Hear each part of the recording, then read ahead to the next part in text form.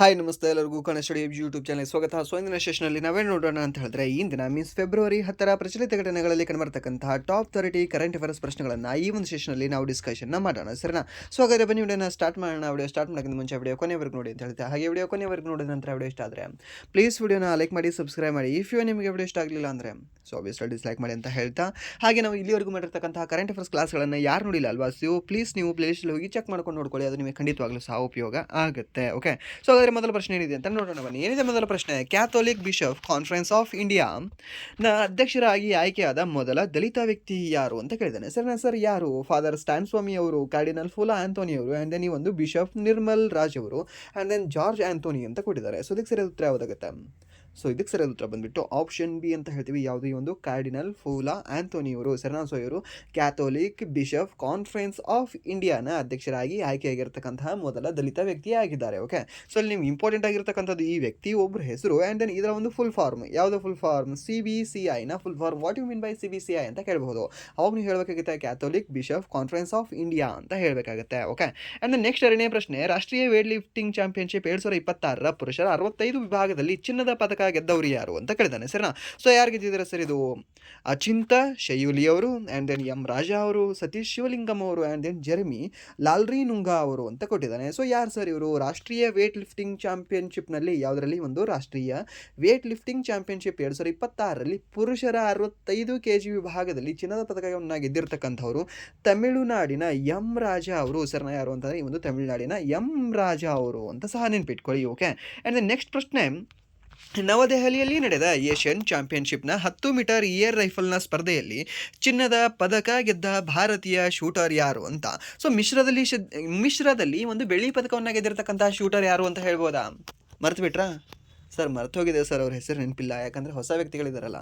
ಒಂದು ಸುಚಿತಾ ಅವರು. ಓಕೆ, ಸುಚಿತಾ ಅವರು, ಆ್ಯಂಡ್ ದೆನ್ ನೆಕ್ಸ್ಟ್ ಈ ಸಾಮ್ರಾಟ್ ರಾಣಾ ಅವರು, ಸರ್ನಾ? ಸೊ ಇವರಿಬ್ಬರ ಹೆಸರನ್ನು ಸಹ ನೆನ್ಪಿಟ್ಕೊಳ್ಳಿ. ಓಕೆ, ಸೊ ಇವರು ಬೆಳ್ಳಿ ಪದಕವನ್ನು ಗೆದ್ದಿದ್ದಾರೆ.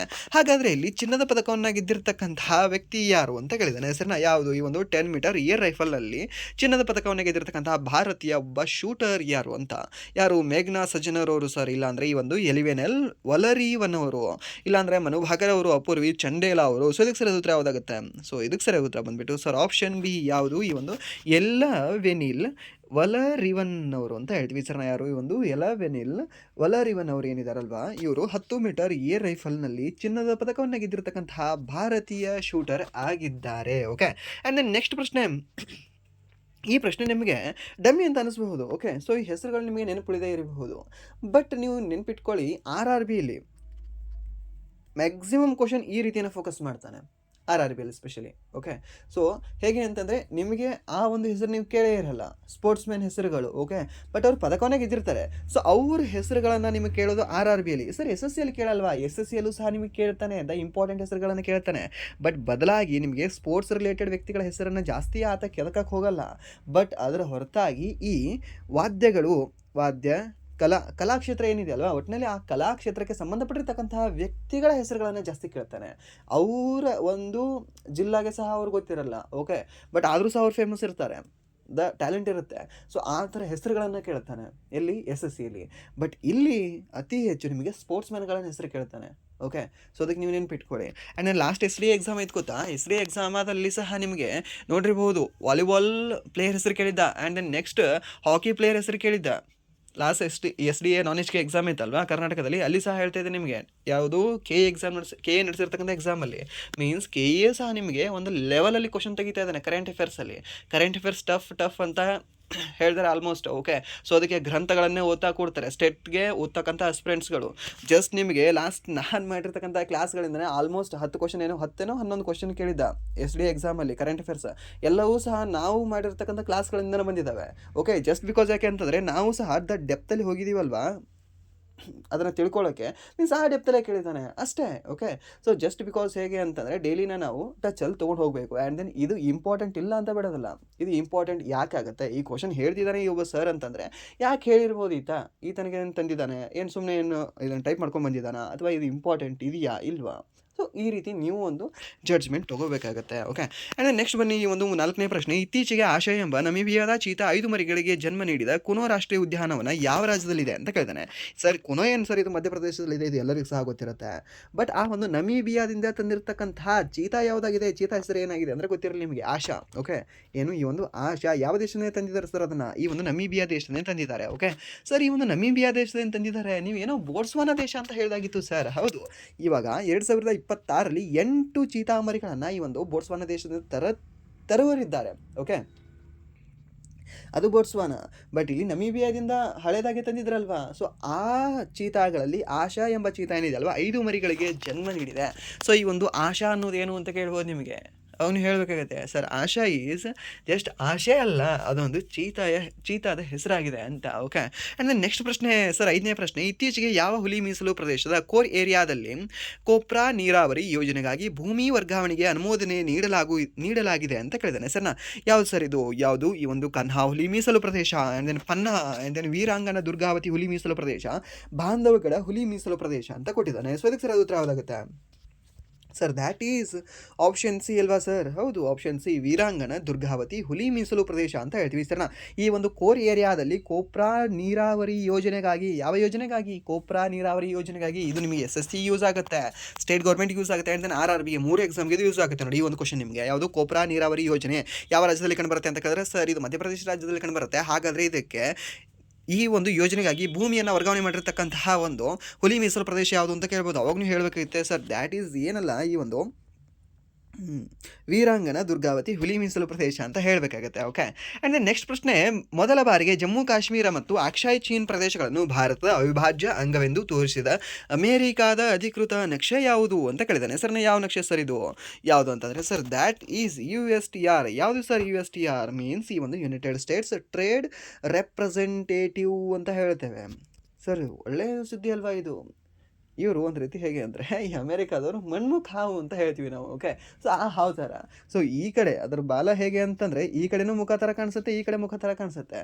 ಸೊ ಈ ಕಡೆ ಹೊಡೆಯೋಕೆ ಹೋದರೆ ಈ ಕಡೆ ಮುಖ ಅನಿಸುತ್ತೆ, ಈ ಕಡೆ ಹೊಡೆಯೋಕೆ ಹೋದರೆ ಈ ಕಡೆ ಮುಖ ಅನಿಸುತ್ತೆ. ಸೊ ಆ ರೀತಿಯ ಒಂದು ದೇಶ USA ದೇಶ. ಸೊ ನಂಬಕ್ಕಾಗೋದಿಲ್ಲ, ಬಟ್ ಆದರೂ ಸಹ ನಾವು ನಂಬಬೇಕಾಗತ್ತೆ. ಸೊ ಆ್ಯಂಡ್ ದೆನ್ ಇದನ್ನು ನಾವು ನೆನ್ಪಿಟ್ಕೊಳ್ಬೇಕಾಗತ್ತೆ. ಯಾವುದು? ಈ ಒಂದು USTR ಅನ್ನು. ಓಕೆ. ಸೊ ಯಾವುದು? ಈ ಒಂದು USTR ಅನ್ನು. UTR ಅಲ್ಲ.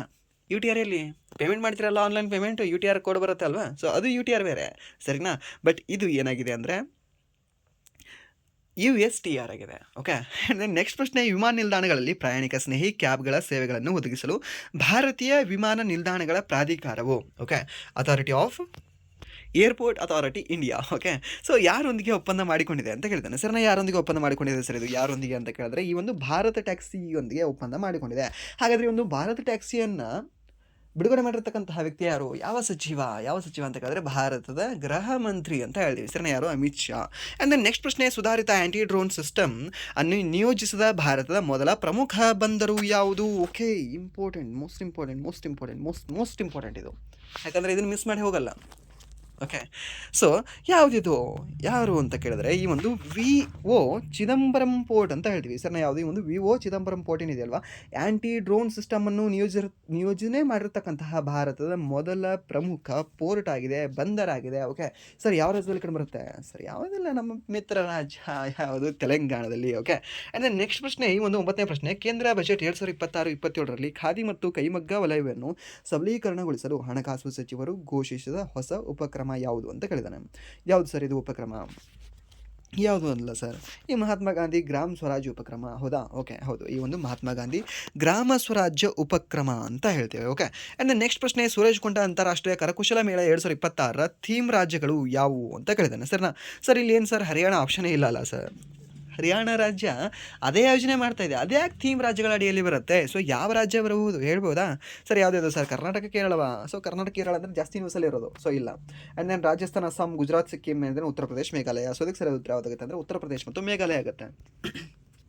ಇದನ್ನು ನೆನ್ಪಿಟ್ಕೊಳ್ಳಿ. ಕೇಳೋ ಚಾನ್ಸಸ್ ಸಾಕಷ್ಟಿದೆ ಸರ್. ಯಾಕೆ ಸರ್ ಕೇಳೋ ಚಾನ್ಸಸ್ ಸಾಕಷ್ಟಿದೆ? ಒಂದು ಒಳ್ಳೆಯದಾದರೆ ನಮ್ಮ ಒಂದು ಭಾರತದ ದೃಷ್ಟಿ ಏನಿದೆಯಲ್ವ, ಅಲ್ಲಿ ಬೇಗ ಹೋಗಲ್ಲ. ಅಲ್ಲೇನಾದರೂ ಒಂದು ಕೆಟ್ಟದಾಗಿದೆಯಾ, ದೃಷ್ಟಿ ಬೇಗ ಆಯ್ತದೆ ನಮ್ಮದು. ಸರ್ ಏನು ಕೆಟ್ಟದಾಯಿತು ಇಲ್ಲಿ? ಈ ಯಾವುದರಲ್ಲಿ ಸೂರಜ್ ಕುಂಡ 39ನೇ ನೆನ್ಪಿಟ್ಕೊಳ್ಳಿ, ಆವೃತ್ತಿ ನೆನ್ಪಿಟ್ಕೊಳ್ಳಿ, 39ನೇ ಸೂರಜ್ ಕುಂಡ ಕರಕುಶಲ ಮೇಳದಲ್ಲಿ ಏನಾಗಿದೆ ಅಂತಂದರೆ ಒಂದು ಡೆತ್ ಆಗಿದೆ, ಒಬ್ಬ ಕಾಪ್ ಡೆತ್ ಆಗಿದ್ದಾರೆ. ಹೇಗೆ ಇದು ಆಡ್ತಾರೆ ಗೊತ್ತಾ? ಮೀನ್ಸ್ ಅದನ್ನೇನು ಅಂತ ಹೇಳ್ತೀವಿ, ಚಕ್ರಗಾಣ ಅಲ್ಲದೆ ಆ್ಯಕ್ಚುಲಿ ಮೀನ್ಸ್ ಅದು ಹ್ಯಾಮರ್ ಥರ ಇರುತ್ತೆ. ಓಕೆ, ಒಂದು ಕಡೆ ಹ್ಯಾಮರ್ ಇರುತ್ತೆ, ಅಂದರೆ ಇನ್ನೊಂದು ಕಡೆ ಈ ಥರ ಉದ್ದವಾಗಿ ಕೂತಿರ್ತಾರೆ. ಸೊ ಇವರನ್ನು ಒಂದ್ಸರಿ ಮೇಲೆ ತೊಗೊಂಡು ಹೋಗುತ್ತೆ, ಒಂದ್ಸರಿ ಕೆಳಗಡೆ ತೊಗೊಂಡು ಬರುತ್ತೆ ಗೊತ್ತಾ? ಒಂದ್ಸರಿ ಗೂಗಲ್ ಮಾಡಿ ಅದನ್ನು. ಓಕೆ, ಸೊ ಅದರ ಮೇಲೆ ಕೂತ್ಕೊಂಡಿರ್ತಕ್ಕಂತಹ ಜನ ಏನಿದಾರಲ್ವಾ, ಸೊ ಅದು ಫುಲ್ ಮುರಿದು ಬಿದ್ದು ಕೆಳಗಡೆ ಬಿದ್ದ ನಂತರ ಒಬ್ಬರ ಪ್ರಾಣ ಹೋಗಿದೆ. ಸೊ ಅದಕ್ಕೆ ಪ್ರಾಣ ಹೋಗಿದೆ. ಸೊ ಅದು ಇಂಟರ್ನ್ಯಾಷನಲ್ ಒಂದು ಕರಕುಶಲ ಮೇಳ ಆಗಿದೆ. ಸೊ ಆ್ಯಂಡ್ ದೆನ್ ಅದು 39ನೇದಾಗಿದೆ, ಆ್ಯಂಡ್ ದೆನ್ ಅದು ಹರಿಯಾಣದಲ್ಲಿ ನಡೀತದೆ. ಸೊ ಅದಕ್ಕೆ ಇಂಪಾರ್ಟೆಂಟ್ ಆಗುತ್ತೆ ಅದು. ಓಕೆ, ಸೊ ಅದಕ್ಕೆ ಅಲ್ಲಿ ಕೇಳೋ ಚಾನ್ಸಸ್ ಇರುತ್ತೆ. ನೆನ್ಪಿಟ್ಕೊಳ್ಳಿ, ಅದರ ಒಂದು ಥೀಮ್ ನೆನ್ಪಿಟ್ಕೊಳ್ಳಿ, ಆ್ಯಂಡ್ ದೆನ್ ಥೀಮ್ ರಾಜ್ಯಗಳು ನೆನ್ಪಿಟ್ಕೊಳ್ಳಿ, ಆ್ಯಂಡ್ ದೆನ್ ಎಷ್ಟನೇ ಆವೃತ್ತಿ ಅನ್ನೋದು ನೆನ್ಪಿಟ್ಕೊಳ್ಳಿ, ಯಾವ ರಾಜ್ಯದಲ್ಲಿ ನಡೀತದೆ, ಯಾವ ಒಂದು ಜಿಲ್ಲಾದಲ್ಲಿ ನಡೀತದೆ. ಓಕೆ, ಫರೀದಾಬಾದ್ ಅಂತ ಹೇಳ್ತೀವಿ. ಓಕೆ, ಸೊ ಇದನ್ನೆಲ್ಲವೂ ಸಹ ನೀವು ನೆನ್ಪಿಟ್ಕೊಳ್ಬೇಕಾಗತ್ತೆ. ಓಕೆ, ಸೊ ಇದು ಯಾವುದಕ್ಕೆ ಸರಿಯಾದ ಉತ್ತರ ಅಂದರೆ ಆಪ್ಷನ್ ಬಿ ಅಂತ ಹೇಳ್ತೇವೆ. ಆ್ಯಂಡ್ ದೆನ್ ನೆಕ್ಸ್ಟ್ ಪ್ರಶ್ನೆ, ಇತ್ತೀಚೆಗೆ ಸುದ್ದಿಯಲ್ಲಿದ್ದ ಶಾರದಾ ನದಿಯು ಈ ಕೆಳಗಿನ ಯಾವ ನದಿಯ ಉಪನದಿಯಾಗಿದೆ ಅಂತ ಕೇಳಿದಾನೆ. ಸರ್ ಶಾರದಾ ಎಲ್ಲಿ ಕಂಡುಬರುತ್ತೆ? ಸೊ ಶಾರದಾ ಕಂಡುಬರೋದು ಎಲ್ಲಿ? ಈ ಒಂದು ಘಾಗ್ರಾ ಅಂತ ಹೇಳ್ತೀವಿ ಸರ್. ಎಲ್ಲಿ ಒಂದು ಘಾಗ್ರಾ ನದಿಯ ಒಂದು ಉಪನದಿಯಾಗಿದೆ ಯಾವುದೇ ಒಂದು ಶಾರದಾ ನದಿ. ಓಕೆ, ಸೊ ಶಾರದಾ ನದಿಯ ಘಾಗ್ರಾ ನದಿಯ ಒಂದು ಉಪನದಿ ಯಾವುದು ಅಂತ ಕೇಳಿದ್ರೆ ಒಂದು ಶಾರದಾ ನದಿ ಅಂತ ಹೇಳ್ತೇವೆ. ಆ್ಯಂಡ್ ದೆನ್ ಕೋಪ್ರಾ ಜಲಾಶಯ ಎಲ್ಲಿ ಕಂಡು ಬರ್ತಿತ್ತು ನಿಮಗೆ? Copra sir Madhya Pradesh. Okay, and next ಪ್ರಶ್ನೆ, ಜಾರ್ಖಂಡ್ನಲ್ಲಿ ಪ್ರವಾಸೋದ್ಯಮ ಸಚಿವರು ಇತ್ತೀಚೆಗೆ ಯಾವ ವನ್ಯಜೀವಿ ಅಭಯಾರಣ್ಯದಲ್ಲಿ ಜಂಗಲ್ ಸಫಾರಿ ಉದ್ಘಾಟಿಸಿದರು ಅಂತ ಕೇಳಿದಾನೆ. ಸರ್ನ ಯಾವುದರಲ್ಲಿ ಸರ್? ಒಂದು ಧಾಲ್ಮಾ ವೈಲ್ಡ್ ಲೈಫ್ ಸ್ಯಾಂಚುರಿ ಅಂತ ಹೇಳ್ತೀವಿ ಸರ್ನ. ಎಲ್ಲಿ? ಒಂದು ಧಾಲ್ಮಾ ವೈಲ್ಡ್ ಲೈಫ್ ಸ್ಯಾಂಚುರಿಯಲ್ಲಿ. ಆ್ಯಂಡ್ ನೆಕ್ಸ್ಟ್ ಪ್ರಶ್ನೆ, ಜಮ್ಮು ಕಾಶ್ಮೀರದಲ್ಲಿ ವಿರಳವಾಗಿ ಕಂಡುಬಂದ ಯುರೇಷಿಯನ್ ವೋಟರ್ ಮೀನ್ಸ್ ಈ ಒಂದು ನೀರು ನಾಯಿ ಇತ್ತೀಚೆಗೆ ಯಾವ ನದಿಯಲ್ಲಿ ಪತ್ತೆಯಾಗಿದೆ ಅಂತ ಕೇಳಿದಾನೆ. ಈ ಒಂದು ಸಿಂಧ್ ರಿವರಲ್ಲಿ ಇದು ಪತ್ತೆಯಾಗಿದೆ. ಆ್ಯಂಡ್ ನೆಕ್ಸ್ಟ್ ಪ್ರಶ್ನೆ, ಏಷ್ಯಾದ ಅತಿ ದೊಡ್ಡ ಬುಡಕಟ್ಟು ಹಬ್ಬವೆಂದು ಕರೆಯಲಾಗಿರುವ ಮೇಡಾರಾಮ್ ಜಾತ್ರಾ ಯಾವ ರಾಜ್ಯದ ಪ್ರಮುಖ ಹಬ್ಬವಾಗಿದೆ ಅಂತ ಕೇಳಿದಾನೆ. ಸರ್ ಯಾವ ರಾಜ್ಯದಾಗಿದೆ ಸರ್ ಇದು? ಹೇಳ್ಬೋದಾ? ಹೇಳಿ ನೋಡುವ. ಇದು ಮೇಡಾರಾಮ್ ಜಾತ್ರಾ ಸರ್ ತೆಲಂಗಾಣದಲ್ಲಿ ಕಂಡುಬರುತ್ತೆ. ಓಕೆ, ಸೊ ಇದು ಗೊತ್ತಿರಲಿ ನಿಮಗೆ, ಇದು ಏಷ್ಯಾದ ಅತಿ ದೊಡ್ಡ ಬುಡಕಟ್ಟು ಹಬ್ಬ ಆಗಿದೆ ಇದು. ಯಾವುದು? ಮೇಡಾರಾಮ್ ಜಾತ್ರಾ. ಆ್ಯಂಡ್ ದೆನ್ ನಿಮ್ಗೆ ಇನ್ನೊಂದು ಸಹ ಗೊತ್ತಿರಲಿ, ಇದು ಯಾಕೆ ಇಂಪಾರ್ಟೆಂಟ್ ಆಗುತ್ತೆ ಅಂದರೆ ಈ ವರ್ಷ ನ್ಯೂಜಿಲೆಂಡ್ನ ಬುಡಕಟ್ಟಾಗಿರ್ತಕ್ಕಂತಹ ಯಾವ ಬುಡಕಟ್ಟು? ಈ ಒಂದು ಹಾಕಾ. ಓಕೆ, ಈ ಒಂದು ಹಾಕಾ ಬುಡಕಟ್ಟಿನವ್ರು ಏನಿದಾರಲ್ವಾ, ಇಲ್ಲಿ ಬಂದಿದ್ದರು ಮೇಡಾರಾಮ್ ಜಾತ್ರೆಗೆ. ಓಕೆ, ಸೊ ಮೇಡಾರಾಮ್ ಜಾತ್ರೆಗೆ ಬಂದು ಆ್ಯಂಡ್ ದೆನ್ ಅಲ್ಲಿ ಒಂದು ಡ್ಯಾನ್ಸ್ ಸಹ ಮಾಡಿದ್ದಾರೆ. ಅವ್ರ ಡ್ಯಾನ್ಸ್ ಎಕ್ಸಾಕ್ಟ್ ನೆನಪಿಲ್ಲ. Okay, I will upload in Telegram, ನಿಮಗೆ ಅಪ್ಲೋಡ್ ಮಾಡ್ತೇನೆ ಅಲ್ಲಿ. ಹಾಕಾ ಡ್ಯಾನ್ಸ್ ಮೇ ಬಿ ಡ್ಯಾನ್ಸ್ ಹೆಸರು ಹಾಕಾ ಇರ್ಬೋದು ಅನಿಸುತ್ತೆ. ಓಕೆ, ಸೊ ಅವರ ಒಂದು ಎಂಥ ಬುಡಕಟ್ಟು ಹೆಸರು ಕಾಮೆಂಟ್ ಮಾಡಿ. ಓಕೆ, ಮೀನ್ಸ್ ಇಲ್ಲ ಅಂತಂದರೆ ನಾನು ನಿಮಗೆ ಟೆಲಿಗ್ರಾಮಲ್ಲಿ ಹಾಕಿರ್ತೇನೆ. ಓಕೆ, ನೆನಪು ಬರ್ತಿಲ್ಲ ಅಷ್ಟೇ, ಬಟ್ ಅವ್ರು ಬಂದಿದ್ದರು ನೋಡಿ, ನ್ಯೂಜಿಲೆಂಡ್ ಅವರು. ಓಕೆ, ಸೊ ಅದಕ್ಕೆ ಇದು ನ್ಯೂಸಲ್ಲಿತ್ತು. ಆ್ಯಂಡ್ ನೆಕ್ಸ್ಟ್ ಪ್ರಶ್ನೆ, ಸೈಬರ್ ಅಪರಾಧ ಮತ್ತು ಭದ್ರತೆಗೆ ಸಂಬಂಧಿಸಿದಂತೆ ಆಪರೇಷನ್ ಸೈಹಾಕ್ 3.0 ಅನ್ನು ಇತ್ತೀಚೆಗೆ ಯಾವ ಪೊಲೀಸ್ ಇಲಾಖೆ ಪ್ರಾರಂಭಿಸಿದೆ ಅಂತ ಕೇಳಿದ್ದೇನೆ. ಸರಿನಾ? ಈ ಒಂದು ಆಪರೇಷನ್ ಶಸ್ತ್ರ ಅನ್ನೋದು ಯಾರು ಪ್ರಾರಂಭ ಮಾಡಿದರು? Sir Delhi police. ಹಾಗಾದರೆ ಆಪರೇಷನ್ ಸೈಹಾಕನ್ನು ಯಾರು ಆರಂಭ ಮಾಡಿದ್ದಾರೆ ಸರ್? ಇದನ್ನು ಯಾರು ಅಂತಂದರೆ ಸರ್ ದ್ಯಾಟ್ ಈಸ್ ಆಲ್ಸೋ ಈ ದೆಹಲಿ ಪೊಲೀಸ್ ಅಂತ ಹೇಳ್ತೀವಿ ಸರ್ನ. ಯಾವುದು? ಈ ಒಂದು ದೆಹಲಿ ಪೊಲೀಸ್. ಈ ಒಂದು ಸೈಹಾಕ್ 3.0 ಸಹ Delhi police. And then operation Shastra ಅನ್ನೋದು ಸಹ ಈ ಒಂದು ದೆಹಲಿ ಪೊಲೀಸ್. ಓಕೆ, ನೆನ್ಪಿಟ್ಕೊಳ್ಳಿ. ಆ್ಯಂಡ್ ದೆನ್ ಒಂದು 5 ಸ್ಟ್ರಾಟಜಿಕ ಪ್ರಶ್ನೆಗಳನ್ನು ನೋಡ್ಕೊಳ್ಳೋಣ. ಓಕೆ, ಈ ಒಂದು ಶಿಪ್ಕಿಲಾ ಎಲ್ಲಿ ಕಂಡುಬರುತ್ತೆ ಸರ್? ಶಿಪ್ಕಿಲಾ ಕಂಡುಬರೋದು ಈ ಒಂದು ಹಿಮಾಚಲ್ ಪ್ರದೇಶದಲ್ಲಿ. ಹೌದಾ? ಒಂದು ಹಿಮಾಚಲ್ ಪ್ರದೇಶದಲ್ಲಿ ಕಂಡುಬರುತ್ತೆ. ಆ್ಯಂಡ್ ದೆನ್ ನೆಕ್ಸ್ಟ್ ಈ ಒಂದು ಘಾನಾ, ಇದರ ರಾಜಧಾನಿ ಯಾವುದು ಸರ್? ಘಾನಾದ Accra sir. And then next ಪ್ರಶ್ನೆ, ಈ ಒಂದು ಪುಲಿಕಾಟ್ ಸರೋವರ ಎಲ್ಲಿ ಕಂಡುಬರುತ್ತೆ ಸರ್? ಈ ಒಂದು ಪುಲಿಕಾಟ್ ಸರೋವರ ಕಂಡುಬರೋದು ಈ ಕರ್ನಾಟಕ ಮತ್ತು ಕೇರಳವಾ? ಅಲ್ಲ. ಸೊ ಎಲ್ಲಿ ಅಂದರೆ ಒಂದು ಆಂಧ್ರ ಪ್ರದೇಶ ಮತ್ತು ತಮಿಳುನಾಡು ಮಧ್ಯೆ ಕಂಡುಬರುತ್ತೆ ಅಂತ ಹೇಳ್ತೀವಿ ಸರ್. ಯಾವುದೇ ಒಂದು Pulicat lake. Okay, and then next ಪ್ರಶ್ನೆ, ಭಾರತೀಯ ವಿಮಾನ ನಿಲ್ದಾಣಗಳ ಪ್ರಾಧಿಕಾರ ಪ್ರಧಾನ ಕಚೇರಿ ಎಲ್ಲಿದೆ ಅಂತ ಕೇಳಿದಾನೆ ಸರ್. ಈ ಒಂದು AIನ ಪ್ರಧಾನ ಕಚೇರಿ ಎಲ್ಲಿದೆ? ಸೊ ಇದು ಕಂಡುಬರೋದು ಸರ್ ನವದೆಹಲಿಯಲ್ಲಿ ಕಂಡುಬರುತ್ತೆ. ಆ್ಯಂಡ್ ದೆನ್ ನೆಕ್ಸ್ಟ್ ಪ್ರಶ್ನೆ, ಈ ಒಂದು ಮೀಟರ್ಗಳಲ್ಲಿ ಒಂದು ನ್ಯಾನೋಮೀಟರ್ನ ಮೌಲ್ಯ ಎಷ್ಟು ಅಂತ ಕೇಳಿದ್ದಾನೆ. ಒಂದು ನ್ಯಾನೋಮೀಟರ್ ಅಂದರೆ ಎಷ್ಟು ಸರ್? 10⁻⁹ ಅಲ್ವಾ? ಓಕೆ, ಇದೆ. ಆ್ಯಂಡ್ ನೆಕ್ಸ್ಟ್ ಪ್ರಶ್ನೆ, ಇತ್ತೀಚೆಗೆ ನಡೆದ 16ನೇ ಆವೃತ್ತಿಯ ಅಂಡರ್-19 ಕ್ರಿಕೆಟ್ ವಿಶ್ವಕಪ್ 2026 ಪ್ರಶಸ್ತಿಯನ್ನು ಗೆದ್ದಿರ್ತಕ್ಕಂಥ ದೇಶ ಯಾವುದು ಸರ್? ನಮ್ಮ ಭಾರತದ ಸರ್. ಎಷ್ಟನೇ ಆವೃತ್ತಿ ಆಗಿತ್ತು ಸರ್? 16ನೇ ಆವೃತ್ತಿ ಆಗಿತ್ತು. ಎಷ್ಟನೇ ಬಾರಿ ಗೆದ್ದಿದ್ದಾರೆ ಸರ್? 6ನೇ ಬಾರಿ ಗೆದ್ದಿದ್ದಾರೆ. 6ಕ್ಕೆ ಒಂದು ಪಕ್ಕ ಒಂದು ಸೇರಿಸಿ ನಿಮಗೆ 16 ಆಗುತ್ತೆ. ಓಕೆ, ಆ್ಯಂಡ್ ದೆನ್ ಈ ಒಂದು 16ನ್ನು ಹೀಗೆ ಬರೆಯೋ ಬದಲು ಈ ಒಂದು 6ನ್ನು ಉಲ್ಟಾ ಬರೀರಿ 19 ಆಗುತ್ತೆ. ಮೀನ್ಸ್ ಅಂಡರ್-19 ಕ್ರಿಕೆಟ್ ವರ್ಲ್ಡ್ ಕಪ್ ಇದು ಆಗಿದೆ. ಓಕೆ, ಸೊ ಇದನ್ನು ಗೆದ್ದಿರ್ತಕ್ಕಂಥ ದೇಶ ಯಾವುದು ಸರ್? ಈ ಒಂದು ಇಂಡಿಯಾ ಸರ್ನಾ. ಸೊ ಹಾಗಾದರೆ ಸೋತಿರ್ತಕ್ಕಂಥ ದೇಶ ಯಾವುದು ಸರ್? ಈ ಒಂದು ಇಂಗ್ಲೆಂಡ್ ಅಂತ ಹೇಳ್ತೀವಿ ಸರ್ನ. ಏನಂತ ಹೇಳ್ತೀವಿ? ಇಂಗ್ಲೆಂಡ್ ದೇಶ. ಮೀನ್ಸ್ ಫೈನಲ್ ಸೋತಿರ್ತಕ್ಕಂಥ ಒಂದು ದೇಶ. ಆ್ಯಂಡ್ ನೆಕ್ಸ್ಟ್ ಪ್ರಶ್ನೆ, ಚಳಿಗಾಲದ ಒಲಿಂಪಿಕ್ಸ್ 2026 ಉದ್ಘಾಟನಾ ಸಮಾರಂಭವು ಯಾವ ದೇಶದಲ್ಲಿ ನಡೆಯಲಿದೆ ಅಂತ ಕೇಳಿದಾನೆ ಸರ್. ಯಾವ ದೇಶದಲ್ಲಿ ನಡೆಯಲಿದೆ ಅಲ್ಲ, ನಡೆಯಿತು ಆಲ್ರೆಡಿ. ಇವಾಗ ಯಾವ ದೇಶದಲ್ಲಿ ಅಂದರೆ ಸರ್ ಯಾವುದು? ಇಲ್ಲೇ ಸರ್, ಇದು ಇಟಲಿ. ಯಾವ ದೇಶ? ಒಂದು ಇಟಲಿ ಅಂತ ಹೇಳ್ತೇವೆ. ಆ್ಯಂಡ್ ನೆಕ್ಸ್ಟ್ ಪ್ರಶ್ನೆ, ಭಾರತದಲ್ಲಿ ಮೊದಲ ಬಾರಿಗೆ ಆರ್ಟಿಫಿಷಿಯಲ್ ಇಂಟೆಲಿಜೆನ್ಸ್, ಫಿನ್ಟೆಕ್ ಮತ್ತು ಇನ್ಶೂರೆನ್ಸ್ ಟೆಕ್ ಕುರಿತ ಬ್ಲ್ಯಾಕ್ ಸ್ವಾನ್ ಸಮಿಟ್ 2026 ಯಾವ ರಾಜ್ಯದಲ್ಲಿ ಆಯೋಜಿಸಲಾಯಿತು ಅಂತ ಕೇಳಿದಾನೆ ಸರ್. ಯಾವ ರಾಜ್ಯದಲ್ಲಿ ಇದನ್ನು ಆಯೋಜನೆ ಮಾಡಲಾಗಿದೆ ಸರ್? ಸೊ ಯಾವ ರಾಜ್ಯ ಅಂತಂದರೆ ಸೊ ಈ ಒಡಿಶಾ ರಾಜ್ಯದಲ್ಲಿ ಯಾವುದೇ ಒಂದು ಬ್ಲ್ಯಾಕ್ ಸ್ವಾನ್ ಸಮಿಟ್, ನೆನ್ಪಿಟ್ಕೊಳ್ಳಿ, ಓಕೆ, ಬ್ಲ್ಯಾಕ್ ಸ್ವಾನ್ ಸಮಿಟ್. ಓಕೆ, ಎಲ್ಲಿ ಅಂತಂದರೆ ಈ ಒಂದು ಒಡಿಶಾ ರಾಜ್ಯದಲ್ಲಿ. ಆ್ಯಂಡ್ ನೆಕ್ಸ್ಟ್ ಪ್ರಶ್ನೆ, 2026ರ ಮಿಲಿಟರಿ ಶಕ್ತಿ ಶ್ರೇಯಾಂಕದ ಪ್ರಕಾರ ಸೈನಿಕ ಸಾಮರ್ಥ್ಯದಲ್ಲಿ ಭಾರತವು ವಿಶ್ವದ ಎಷ್ಟನೇ ಅತ್ಯಂತ ಶಕ್ತಿಶಾಲಿ ದೇಶವಾಗಿ ಹೊರಹೊಮ್ಮಿದೆ ಅಂತ ಕೇಳಿದ್ದಾನೆ ಸರ್ನ. ಎಷ್ಟನೇದು ಸರ್? 4ನೇ ದೇಶವಾಗಿ ಇದು ಹೊರಹೊಮ್ಮಿದೆ ಸರ್ನ. ಹಾಗಾದರೆ ನಿಮಗೆ ಮೊದಲು 3 ಗೊತ್ತಿರುತ್ತೆ, ಯಾವುದಾದ್ರು ಸರ್? ಬೇಡ. ಬಟ್ 5ನೇದು ಯಾವುದು ಹೇಳ್ಬೋದಾ? ಯಾವುದು? South Korea. ಓಕೆ, ಇದು ನೀವು ಗೆಸ್ ಮಾಡೋಕ್ಕೆ ಸಾಧ್ಯ ಇಲ್ಲ. 5ನೇ ನೆನ್ಪಿಟ್ಕೊಳ್ಳಿ. ಓಕೆ, ಆ್ಯಂಡ್ ನೆಕ್ಸ್ಟ್ ಪ್ರಶ್ನೆ, ಈ ಸ್ವಚ್ಛ ಭಾರತ ಅಭಿಯಾನದಡಿ ಸ್ವಚ್ಛತಾ ಪಖವಾಡ ಪ್ರಶಸ್ತಿ 2025ರಲ್ಲಿ ಪ್ರಥಮ ಬಹುಮಾನ ಪಡೆದ ಬಂದರು ಪ್ರಾಧಿಕಾರ ಯಾವುದು ಅಂತ ಕೇಳಿದಾನೆ. ಆ್ಯಂಟಿ ಡ್ರೋನ್ ಸಿಸ್ಟಮನ್ನು ಇನ್ಸ್ಟಾಲ್ ಮಾಡಿರ್ತಕ್ಕಂಥ ಮೊದಲ ಬಂದರು ಯಾವುದು ಸರ್? ಸರ್, ವಿ.ಓ. ಚಿದಂಬರಂ ಬಂದರು. ಎಲ್ಲಿ ಕಂಡುಬರುತ್ತೆ ಸರ್? ತಮಿಳ್ನಾಡಲ್ಲಿ ಕಂಡುಬರುತ್ತೆ ಸರ್. ಹಾಗಾದರೆ ಈ ಒಂದು ಪಖವಾಡ ಪ್ರಶಸ್ತಿಯನ್ನು, ಸ್ವಚ್ಛತಾ ಪಖವಾಡ ಪ್ರಶಸ್ತಿಯನ್ನು ಗೆದ್ದಿರ್ತಕ್ಕಂಥ ಒಂದು ಬಂದರು ಯಾವುದು ಅಂತ, ಯಾವ ಬಂದರು ಗೆದ್ದಿದೆ ಸರ್ ಇದು? ಸೊ ದ್ಯಾಟ್ ಈಸ್ ಯಾವುದು? ಪಾರಾದೀಪ ಬಂದರು ಪ್ರಾಧಿಕಾರ ಅಂತ ಹೇಳ್ತೀವಿ ಸರ್ನ. ಈ ಒಂದು ಪಖವಾಡ ಪ್ರಶಸ್ತಿ ಅಂದರೆ ಪಾರಾದೀಪ್. ಓಕೆ, ಪ ಎರಡು ಅಲ್ಲೇ ಬರುತ್ತೆ ನೋಡಿ. ನೆನ್ಪಿಟ್ಕೊಳ್ಳಿ, ಏನಾದರೂ ಮಾಡಿ ಜುಗಾಡ್ ಮಾಡಿ ನೆನ್ಪಿಟ್ಕೋಬೇಕಷ್ಟೇ. ಅಂದರೆ ನೆಕ್ಸ್ಟ್ ಪ್ರಶ್ನೆ, ಈ ಒಂದು ಸುಮಾರು 20 ವರ್ಷಗಳ ನಂತರ ಕಾಲು ಮತ್ತು ಬಾಯಿ ರೋಗಕ್ಕಾಗಿ ಫುಟ್ ಆ್ಯಂಡ್ ಮೌತ್ ಡಿಸೀಸ್ ಹೊಸ ಲಸಿಕೆಯನ್ನು ಬಿಡುಗಡೆ ಮಾಡಿದ ದೇಶ ಯಾವುದು ಅಂತ ಕೇಳಿದ್ದೇನೆ ಸರ್ನ. ಯಾವ ದೇಶ ಆಗಿದೆ ಸರ್ ಇದು? ಯಾವ ದೇಶ ಅಂತಂದರೆ sir that is Dakshina Africa. Okay, ಯಾವುದು ಅಂದರೆ ಈ ಒಂದು ಸೌತ್ ಆಫ್ರಿಕಾ ಅಂತ ಹೇಳ್ತೀವಿ ಸರ್. ನಾನು ಇದನ್ನು ನೆನ್ಪಿಟ್ಕೊಳ್ಳಿ. ಸೊ ಇದು ಇಂಪಾರ್ಟೆಂಟ್ ಆಗುತ್ತೆ ನೋಡಿ. ಯಾಕೆ ಇಂಪಾರ್ಟೆಂಟ್ ಆಗುತ್ತೆ? International relations related to the medical field important ಆಗುತ್ತೆ. ಓಕೆ, ಅದಕ್ಕೆ ಇದನ್ನು ನೆನ್ಪಿಟ್ಕೊಳ್ಳಿ. And international relations related to the tech important ಆಗುತ್ತೆ. ಓಕೆ, ಸೊ ಇದನ್ನು ನೀವು ಸ್ವಲ್ಪ ಫೋಕಸ್ ಮಾಡಿ ನೆನ್ಪಿಟ್ಕೊಳ್ಬೇಕಾಗುತ್ತೆ. ಸೊ ಅದಕ್ಕೆ ಇದನ್ನು ನೆನ್ಪಿಟ್ಕೊಳ್ಳಿ. ಆ್ಯಂಡ್ ನೆಕ್ಸ್ಟ್ ಪ್ರಶ್ನೆ, ಸುಧಾರಿತ ಆ್ಯಂಟಿ ಡ್ರೋನ್ ಸಿಸ್ಟಮನ್ನು ನಿಯೋಜಿಸಿದ ಭಾರತ ಮೊದಲ ಬಂದರು ಎಂಬ ಹೆಗ್ಗಳಿಕೆ ಸರ್ ಯಾವುದು ಸರ್? ಇವಾಗಲೇ ಹೇಳಿದ್ರಲ್ಲ, ವಿ.ಓ. ಚಿದಂಬರನಾರ್ ಬಂದರು ಅಂತ ಹೇಳ್ತೇವೆ. ಆ್ಯಂಡ್ ನೆಕ್ಸ್ಟ್ ಪ್ರಶ್ನೆ, ಕೇರಳದ ನಂತರ ಬರ್ಡ್ ಅಟ್ಲಾಸ್ ಪ್ರಕಟಿಸಿದ ಭಾರತ 2ನೇ ರಾಜ್ಯ ಯಾವುದು ಅಂತ ಸರ್? ಕೇರಳ ಫಸ್ಟ್ ಬರ್ಡ್ ಅಟ್ಲಾಸ್ನ ಪ್ರಕಟಿಸಿದೆ ಅಂತ ನಿನ್ನೆ ಅವ್ರ ಮೊನ್ನೆ ಕ್ಲಾಸಲ್ಲಿ ಹೇಳಿದ್ರಿ, ಒಂದು ಕರೆಂಟ್ ಅಫೇರ್ಸ್ ಕ್ಲಾಸಲ್ಲಿ. ಹೌದು, ಸೊ ಕೇರಳ ಫಸ್ಟ್ ಇದೆ. ಹಾಗಾದರೆ ಆತನೇ ಕೊಟ್ಟಿದ್ದಾನೆ, ಕೇರಳ ಫಸ್ಟ್ ಇದೆ. ಹಾಗಾದರೆ ಸೆಕೆಂಡ್ ಯಾರು ಸರ್ ಅಂತ? ಯಾರು? ಕೇರಳ ಫಸ್ಟ್ ಅಂದರೆ ಆಲ್ಮೋಸ್ಟ್ ಅವರು ಬೆನ್ನೆ ಯಾರು ಹತ್ತಿರ್ತಾರೆ ಸರ್? ಗೋವಾನೇ ಹತ್ತಿರ್ತದೆ. ಓಕೆ ಸರ್, ಅಂದರೆ ಈ ಒಂದು ಗೋವಾ ಅಂತ ಹೇಳ್ತೀವಿ. ಈ ಒಂದು ಬರ್ಡ್ ಅಟ್ಲಾಸನ್ನು ಪ್ರಕಟಣೆ ಮಾಡಿರ್ತಕ್ಕಂತಹ ಮೊದಲ ರಾಜ್ಯ ಕೇರಳ, ಸೆಕೆಂಡ್ ರಾಜ್ಯ ಗೋವಾ. ಓಕೆ, ಆ್ಯಂಡ್ ನೆಕ್ಸ್ಟ್ ಪ್ರಶ್ನೆ, ಇತ್ತೀಚೆಗೆ 95ನೇ ವಯಸ್ಸಿನಲ್ಲಿ ನಿಧನರಾದ ಪದ್ಮಶ್ರೀ ಪುರಸ್ಕೃತ ಹ್ಯೂ ಗ್ರ್ಯಾಂಟ್ಜರ್ ಅವರು ಯಾವ ಕ್ಷೇತ್ರದಲ್ಲಿ ಪ್ರಸಿದ್ಧರಾಗಿದ್ದರು ಅಂತ ಕೇಳಿದಾನೆ ಸರ್. ಯಾವ ಕ್ಷೇತ್ರದಲ್ಲಿ ಇವರು ಪ್ರಸಿದ್ಧರಾಗಿದ್ದರು ಸರ್? ಸೊ ಇವರು ಒಬ್ಬ ಟ್ರಾವೆಲ್ ರೈಟರ್ ಆಗಿದ್ದರು. ಇದನ್ನು ಆಲ್ರೆಡಿ ಒಂದು ಸರ್ ನಿಮಗೆ ಹೇಳಿದ್ದಾನೆ, ಯಾರ್ದು? ಈ ಒಂದು ಹ್ಯೂಸ್ ಗ್ರ್ಯಾಂಟ್ಜರ್ ಅವ್ರದ್ದು. ಓಕೆ, ಸೊ ಇವರು ಏನಾಗಿದ್ರು ಅಂದರೆ ಒಬ್ಬ ಟ್ರಾವೆಲ್ ರೈಟರ್ ಆಗಿದ್ದರು, ಪ್ರವಾಸಿ ಸಾಹಿತ್ಯ ಲೇಖಕರಾಗಿದ್ದರು ಅಂತ ಹೇಳ್ತೇವೆ. ಆ್ಯಂಡ್ ದೆನ್ ನೆಕ್ಸ್ಟ್ ಪ್ರಶ್ನೆ, ಈ ಒಂದು ಕ್ಲಾಸಿನ ಕೊನೆಯ ಪ್ರಶ್ನೆ, ಅಮಿತ್ ಶಾ ಅವರು ಇತ್ತೀಚೆಗೆ ಉದ್ಘಾಟಿಸಿದ ಭಾರತದ ಮೊದಲ ಸಹಕಾರಿ ಆಧಾರಿತ ಶೂನ್ಯ ಕಮಿಷನ್ ರೈಡ್ ಪ್ಲಾಟ್ಫಾರ್ಮ್ನ ಹೆಸರೇನು ಅಂತ ಕೇಳಿದ್ದಾನೆ. ಸೊ ಇದನ್ನು ಹೋಮ್ವರ್ಕ್ ಕ್ವಶನ್ ಆಗಿ ತೊಗೊಳ್ಳಿ. ಆ್ಯಂಡ್ ದೆನ್ ಹೋಮ್ವರ್ಕಿಗೆ ಆನ್ಸರ್ ಮಾಡಿ ಅಂತ ಹೇಳ್ತಾ, ಸೊ ಇಲ್ಲಿವರೆಗೂ ಕ್ಲಾಸ್ ನೋಡೋದಕ್ಕಾಗಿ ಫಸ್ಟ್ ಆಫ್ ಆಲ್ ಧನ್ಯವಾದಗಳು.